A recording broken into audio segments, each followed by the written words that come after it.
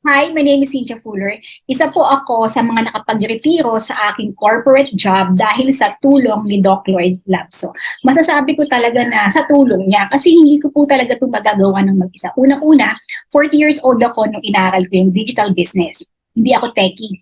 As in, hindi po talaga ako techie. Hindi ako marunong gumawa ng website, hindi ako marunong mag-edit ng videos. Simple lang yung alam kong gawin sa computer, yung tipong office work na mga trabaho, yun yung alam ko.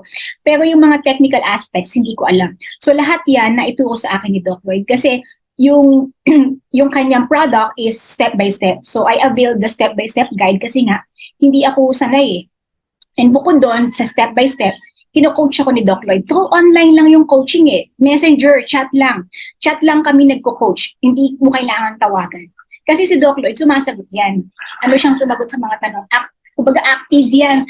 Active sa pagsagot. Kahit minsan nagugulat ako madaling araw, ay sinasagot niya yung mga tanong ko. Kasi usually po, nung nagsisimula pa lang ako, madaling araw talaga akong mag-aaral sa digital business.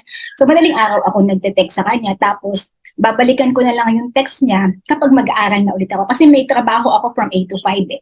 So ang schedule ko sa digital business ay madaling araw, mga 2 to 7 a.m. ganun. So gigising ako 2 to 4 a.m. Depende kung ano oras ako magising. So everyday ko siya ginawa. Naniniwala ako na yung persistence, dapat persistent ka, tapos consistency, yung consistent din, and yung burning desire mo. So, dapat meron ka nun eh, yung burning desire, and then persistent ka, and then consistent ka, and never give up, syempre. Kasi syempre, darating yung time may problems kang may encounter, hindi baka sumuko ka dahil sa feeling mo mahirap, pero actually, kung sumuko ako, hindi wala ako dito. Hindi ako nakapag-retire sa 8 to 5 job ko.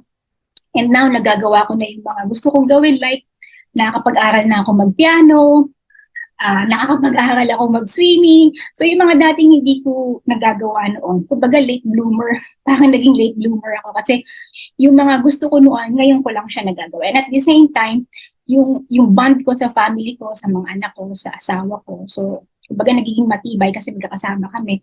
And nagagawa, kumbaga yun, nasa bahay, nakikita mo yung mga anak mo, fulfillment na yun eh. Kasi it's not everything naman about money. Di ba? Importante ay masaya ka habang ginagawa mo. So, simulan mo lang, magtiwala ka kay Doc Lloyd.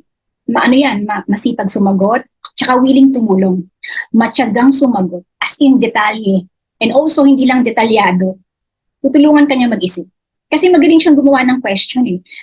Kumbaga, halimbawa, hindi mo siya maisip yung sagot. Ang gagawin ni Doc Lloyd, tatanungin ka niya. Tapos yung tanong, sa'yo din manggagaling yung sagot. Pero magaling siyang magtanong eh. Magaling siya. Siguro kaya nga siya naging doktor, no? Yung sa naisip ko, ang galing talaga ni Doc. Siguro kaya siya naging doktor kasi magaling talaga siya. Tsaka ang bilis niya, mabilis yung process ng utak niya. Tapos mabilis siyang gumawa. So, kumbaga, sulit. Mura na, sulit pa. Promise, mura to. Kung sa tingin mo, mahal, no, it's not. Kapag once na makita mo yung product niya, or doon ka na sa process of learning, tapos makita mo yung ibang product ng iba, ma-compare mo, promise, mura yung kay Doc Lloyd. Mura siya, plus yung value na ibibigay niya. And basta magtyaga ka lang aralin, magtyaga ka magtanong, huwag ka mahiyang magtanong kasi hindi mo naman talaga malalaman lahat eh. Diba? Kahit na mapanood mo yung video, kung may questions ka pa din, itanong mo kasi ganun din yun naman yung ginagawa. Okay, so sana mag-join ka sa course ni Doc Lloyd kasi talaga namang maganda ang SNL. Dahil isa ako sa naging produkto ni Doc Lloyd at isa ako sa nakapag-retiro dahil sa kanya.